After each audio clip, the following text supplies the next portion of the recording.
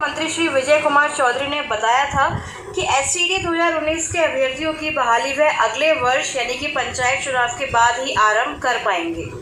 तो जहां एक तरफ एसटीडी अभ्यर्थी यह उम्मीद लगाकर बैठे हैं कि अगले वर्ष उनकी बहाली जो है वो शुरू हो पाएगी, वहीं दूसरी तरफ हम देखते हैं कि बिहार के अतिथि शिक्षक भी अब इस तरह की मांग करने लगे हैं कि उनकी सेवा को अब नियमित कर दिया जाए, क्योंकि हम जानते हैं कि सरकारी स्कूलों में यानी बिहार के सरकारी स्कूलों में +2 स्कूलों में इतने पद रिक्त हैं, तो वहाँ पर अतिथि शिक्षकों की सेवा ली जाती है और काफ़ी समय से अतिथि शिक्षक वहाँ बच्चों को पढ़ाने का काम कर रहे हैं। तो उनकी अब ये मांग सामने आ रही है कि वह चाहते हैं कि उनकी सेवा को अब नियमित यानी परमानेंट कर दिया जाए।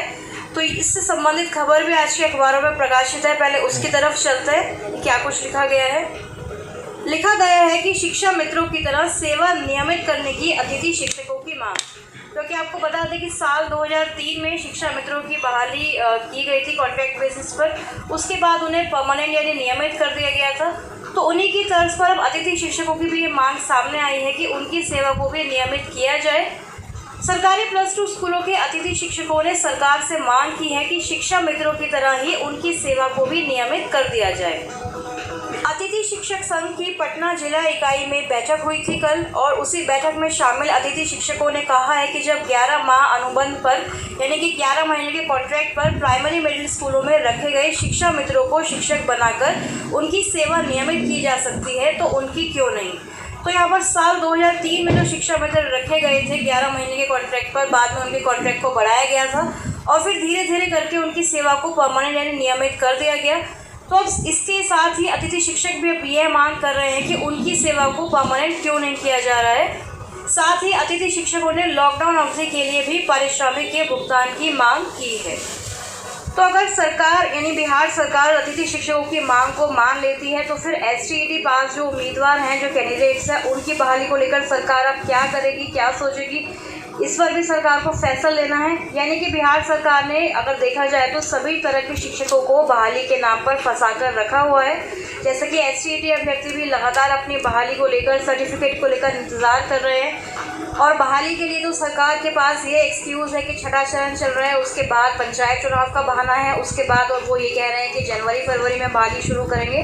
लेकिन एसटीईटी सर्टिफिकेट प्रोवाइड करने को लेकर सरकार की तरफ से कोई भी बयान या कोई भी अधिसूचना जारी नहीं हो रही है। तो इसलिए बिहार में शिक्षक बनने की राह बिल्कुल भी आसान नहीं है, चाहे आप अतिथि शिक्षक हो या फिर एसटीईटी पास अभ्यर्थी हो। यहाँ तक कि एसटीईटी 2011 के भी कुछ अभ्यर्थी हैं जिनको आज तक भी नौकरी नहीं मिल पाई है। अब बात करते हैं छठे चरण के नियोजन में चयनित अभ्यर्थियों के प्रमाण पत्रों के सत्यापन के बारे में। मधुबनी जिले से ये कार्यालय आदेश निकल कर आया है, जहां लिखा गया है कि अपर मुख्य सचिव संजय कुमार के पत्रांक से प्राप्त निर्देश के आलोक में यह पत्र जारी किया गया है, जिसमें कि डीपीओ यानी कि जिला कार्यक्रम पदाधिकारी स्थापना द्वारा कार्यालय में जमा द्वितीय और प्रथम चक्र के काउंसलिंग की प्रक्रिया के उपरांत चयनित अभ्यर्थियों के प्रमाण पत्र के सत्यापन के लिए निम्नलिखित निर्देश दिए जाते हैं। यानी कि प्रमाण पत्रों को किस तरह से सत्यापन कराया जाना है वो यहाँ पर मधुबनी जिले के लेटर में लिखा गया है। तो इसी लेटर को आधार मानकर अन्य जिले भी चयनित अभ्यर्थियों के प्रमाण पत्रों का सत्यापन करा सकते हैं। तो चलिए देखते हैं ब्रीफ में कि इसमें क्या कुछ लिखा गया है, किस तरह से सत्यापन कराया जाएगा। सबसे पहले पॉइंट में लिखा गया है कि नियोजन इकाई द्वारा जिला कार्यक्रम पदाधिकारी मधुबनी कार्यालय में एक कोषांग का गठन किया जाता है, यानी कि एक कमेटी बनाई गई है जिसके तहत सारे ये जो भी आवश्यक उपकरण हैं वो कोषांग उपलब्ध कराएगा, और इसमें किसी अन्य कार्य की अनुमति नहीं की जाएगी। फिर आगे लिखा गया है कि जिला कार्यक्रम पदाधिकारी स्थापना कार्यालय में लिपिक द्वारा सभी प्रमाण पत्रों को नियोजन इकाईवार फोल्डर तैयार किया जाएगा, और उसके फलस्वरूप फिर आगे जो है जांच करवाई जाएगी। जिला कार्यक्रम पदाधिकारी अपने सभी कंप्यूटर ऑपरेटरों को भी इस काम में लगाएगा। तो आगे आप देख सकते हैं कि किस तरह से इन्होंने अलग अलग जो है कर्मियों को अधिकृत किया है डॉक्यूमेंट्स की वेरिफिकेशन कराने के लिए। तमाम बातें यहाँ पर लिखी गई हैं कि प्रमाण पत्र सत्यापन के लिए कर्मियों की प्रतिनियुक्ति की जाएगी। फिर चयनित अभ्यर्थियों द्वारा समर्पित प्रमाण पत्रों के अंकों का मिलान किया जाएगा। चयनित अभ्यर्थियों के मेधा अंकों का भी फिर से मिलान किया जाएगा, और किसी तरह की भी गलती पाई जाने पर जो है संज्ञान में वह बात लाई जाएगी। इसके अलावा नेक्स्ट पेज पर देखें तो मदरसा शिक्षा बोर्ड, संस्कृत शिक्षा बोर्ड से पास किए गए उम्मीदवारों के प्रमाण पत्रों के सत्यापन हेतु भी कुछ पदाधिकारियों कर्मियों को अधिकृत किया गया है।